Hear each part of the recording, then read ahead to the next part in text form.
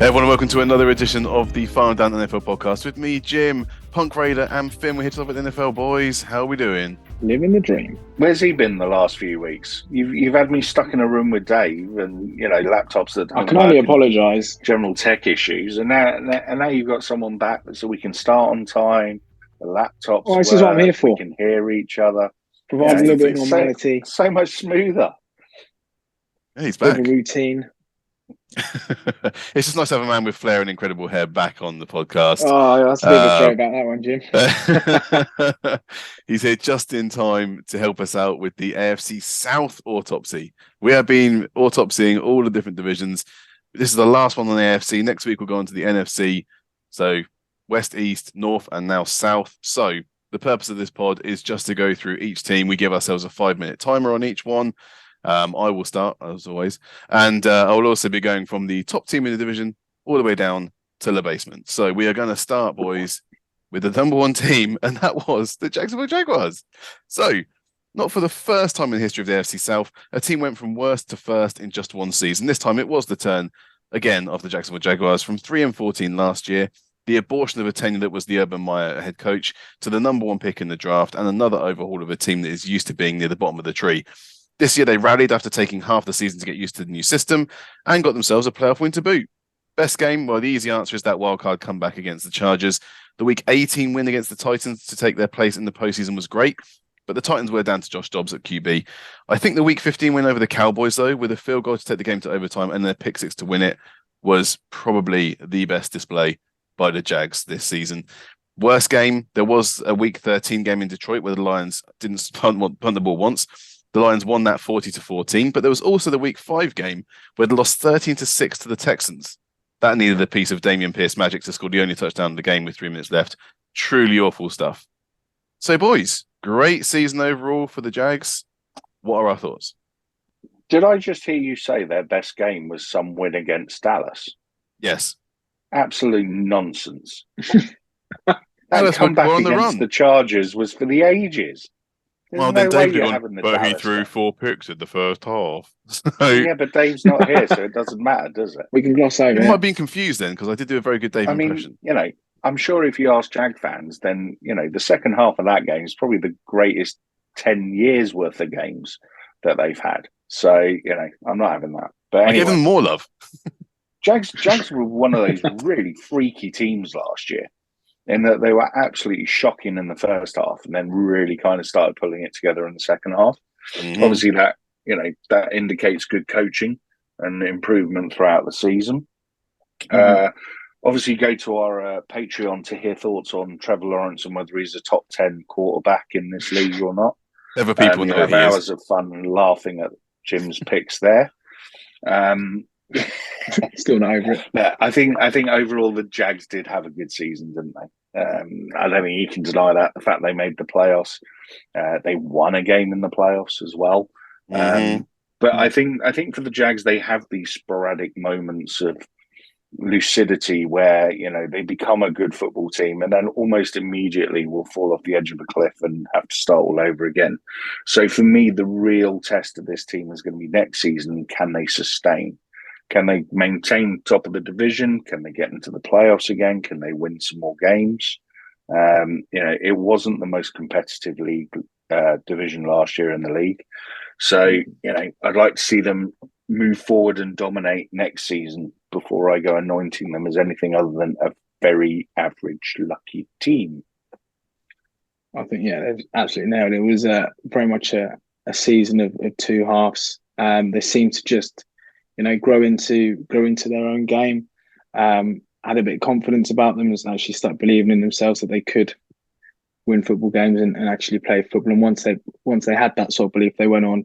They had some decent runs, but they still had tendencies to sort of slip into bad habits. But then you've got to still understand that it's still a relatively young team.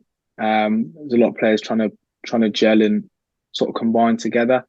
So there's still I think next year will be a true test, but I don't think they can be disappointed with the season they had, and definitely the fact that they grew into it. And it's only sort of going to grow as well. I'm kind of remembering now that probably the worst game might be the one we watched in London, me and Dave, when the Broncos beat them 21-17. And you were there, Finn, as well. Oh yeah, That that was was bloody not a great awful. game to watch. But if you think Yeah, about after that, they went back home, they beat the Raiders, they lost to the Chiefs and the Lions, but the Chiefs and Lions were good teams last year, so there's no real shame in that. But they just ran the table the rest of it. So yeah. And also, if you look about what they're doing on the off season, they've already brought in, well, Calvin Ridley's been reinstated. That is a massive win for them going into next season. If he can recapture what he was doing in Atlanta, it wasn't an injury, was it? It was a suspension. Oh, he Um, was suspended for gambling yeah, habits. So, it's but there was a very, I don't know if you read the article that he released on his reinstatement, but it was a very humbling piece, and I was very impressed by what he said and how honest he was and his background and what he's had to do to get to the NFL. So I'm looking forward did to it seeing what have the Jags do pictures in next the season. article? Were there It pictures in had the article? Yeah, it had a maze and a colouring in section. Yeah, Oh, okay. everything you Right watch that's is up right. my rubbish. That's street. right up my alley. Actually, if you could send that Yeah, across, that'd be definitely. I mean, ideal. even the Raider Definitely. fan could get away with reading Words. through Can't that be as a doing result. So words. There's too many words. Words. That's why we do a podcast, and that's why I'm really slack at sending in my And oh, there written was the pieces. buzzer. Plenty of picks in the draft as well, but they're picking 25th. That's going to be weird for the Jags. They're not used to doing that. So on to the next team, and that is the Titans. So one man's treasure is another man's trash, and the trash this year was the Tennessee Titans in the second half of their season. After week 11, they were 7-3 and looking good for another postseason run. Then they lost 7 straight games to get bumped from the playoffs. You can't blame it all on Tannehill's injury either, because he played in the first 4 of those losses. We knew that the team was weaker than last year, but the wheels truly fell off this team. Best game, the calm before the storm that was the week 11 game in Green Bay, leading the game the whole way and winning by 10 points. And even your rookie receiver, Traylon Burks, cracked 100 yards receiving. What could go wrong? Well, the worst game, they fired their general manager after the week 13 loss to the Eagles because of the disaster trade away of A.J. Brown being rubbed in their face. They lost 41-7 to the Bills in week 2 after a 1-point loss to the Giants in week 1. But they lost 19-14 at home to the Texans in week 16, and that was unforgivable. So that's what I've picked there as their best and worst games of the season. Guys, talk to me about the Titans, because it's not looking good from what I can see. Again, it was a season of two halves. In this case, the opposite to the Jags. Started really well. They would have been halfway point, all singing and dancing, thinking on the way to the playoffs, and then little did they know it would all come crashing down, and the team just completely fell apart in the second half of the season. I think they're far too reliant on Henry as any team would be, but you need to keep other options available, keep teams guessing. Because if you stop him, I know it's albeit a challenge too, but some teams have got the firepower to be able to stop him. Then what your other options? Where else are you going to be gaining yardage, gaining points? So that's sort of my takeaway, and that would be my focus for them. But yeah, overall, very disappointed with the second half of the season. Going into last season, I thought they were pretty much nailed on to win this division, if I'm honest. I thought they'd be weaker. I didn't think they were as good, but I figured that, the coaching was good enough, that they had enough pieces around with Tannehill and Henry that they would probably beat what was probably quite a weak division. But it just fell out. They were never good. Even that first half of the season where they were winning games, they were never a good team. They were winning far too many close games for comfort. That should have given them the warning signs. You're absolutely right what you're saying, Finn, about their over-reliance on Derrick Henry is just absolutely insane. Much as we chastised the Buffalo Bills for not having a running game and not using it enough, the Titans are the complete opposite. They just do nothing but run Derrick Henry. And, like you say, if you know it's coming, in theory, it should be easier to stop. But Derrick Henry is Derrick Henry. He's on that pedestal for a reason. Yeah. But they never replaced AJ Brown. They didn't give Tannehill a chance. Tannehill looks completely washed now, to be honest. I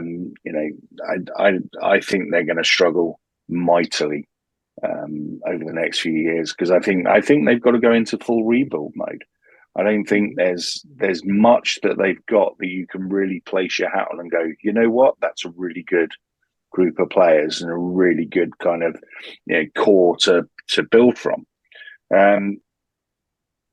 Good games. I don't really remember the Titans having good games. That was the biggest victory. Was that Packers game? Yeah, it might be the biggest victory, but was it? I mean, the Packers were pretty trash at that point. That's what I mean. Well, Yeah, they were all close games. You put that down to an off game from the Packers, yeah. Well, an off season. Yeah, that's another conversation. And I mean, it's just criminal that they lost that game to the Texans, knowing that they needed one win to put them in the playoffs. I think, to be honest, the Titans need to take a good, long, hard look at themselves and think about what they've done to their poor, suffering fans over the last season.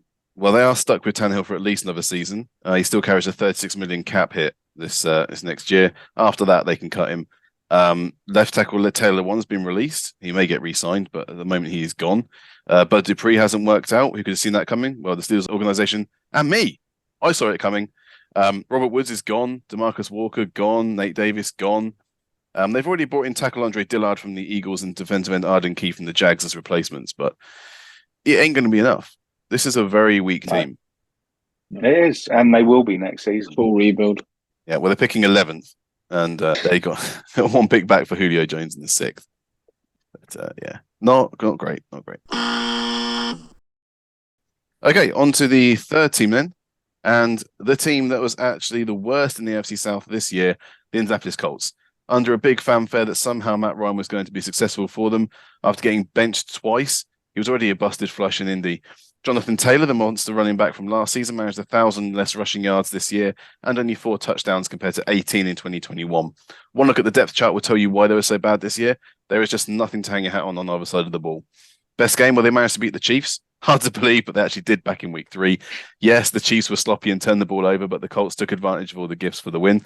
Worst game, well, where do I start? They got shut out by the Jags in week 2, lost 12-9 to the Broncos, swept by the Titans. Patriots spanked them 26-3 in Foxborough. The Cowboys put a 50 burger on them. Chargers took them apart 20-3. But for me, the week 17 game at the Giants, Foles got benched for Ellinger. The Colts scored a field goal and then allowed the Giants to rack up 31 unanswered points. It was as low as it gets for performance. So the Indianapolis Colts, I think Punk, you were quite hard on Matt Ryan when it came into this season. You thought he might actually work out. I thought going into the season, Matt Ryan might actually be the stable quarterback they needed after the Carson Wentz dilemma. But I mean, I was going to say, it's become very blatantly obvious that the Colts cannot deal with a veteran quarterback. Philly Rivers to Carson Wentz to Matt Ryan, none of them have worked out. Jonathan Taylor, I don't know what's happening there, but he just couldn't get anything going at all. For me, he's still, one of the elite running backs in the league. So apart from, really bad O-line play, there's no reason as to why he shouldn't be racking up yards and touchdowns. I got a little question around the worst game that you came up with there. Would it not be allowing? Well, yeah. Season was it? That's the thing. You've got so many choices. And my favourite was the Giants game. Would you not go with the one where they allowed the largest comeback in NFL history against the Vikings? There's a big argument for that. That is one, yeah. I didn't really mention that. when you're what, 31, 34, 38, something like that, wasn't it? Going in insane. Midway through the third quarter, and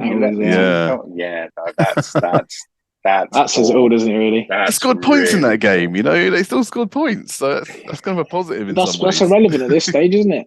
I was going to say it's. You really are clutching at straws. Absolutely. Having said that, the Colts had so many good years with Manning. It's their turn, to be honest. So, but there really isn't a lot there at all. Very much like the Titans, you feel like they need to go and get themselves a proper franchise quarterback, and then build from there. Proper head coach.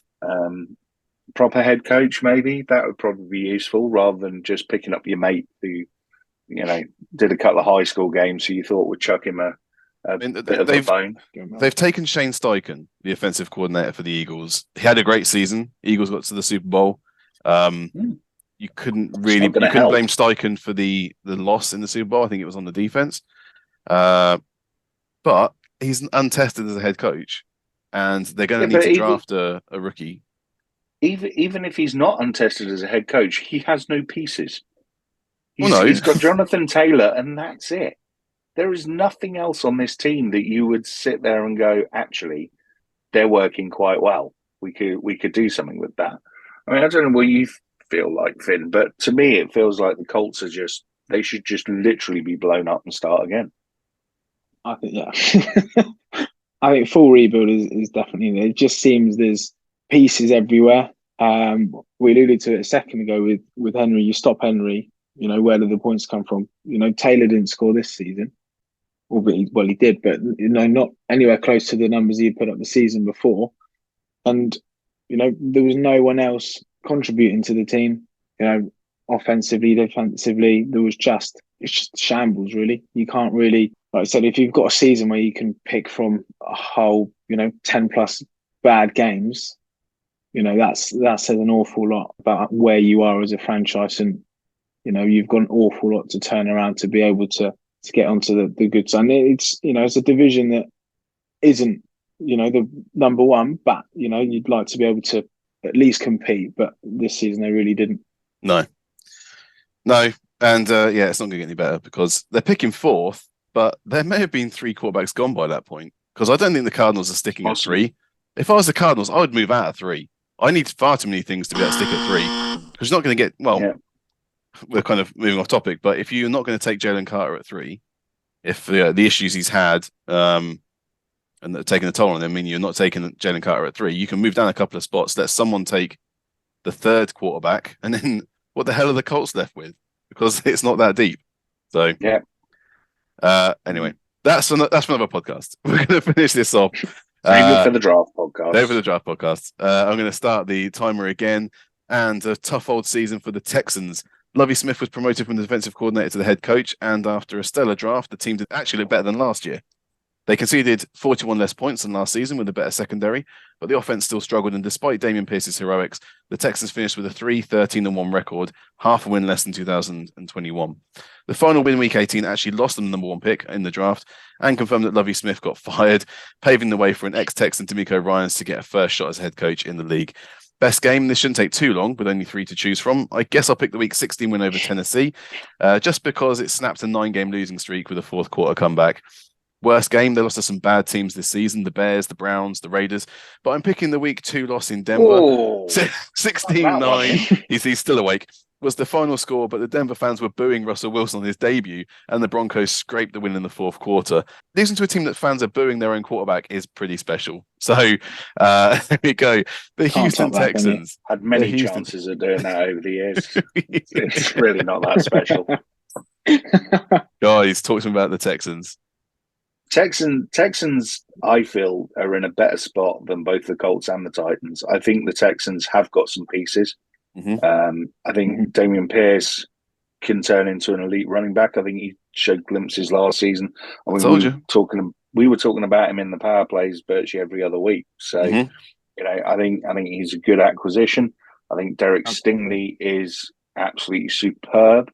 I think he played out of his skin, and in a losing effort, the Texans always looked feisty, even though they'd lose quite often. They looked like they had some sort of game plan.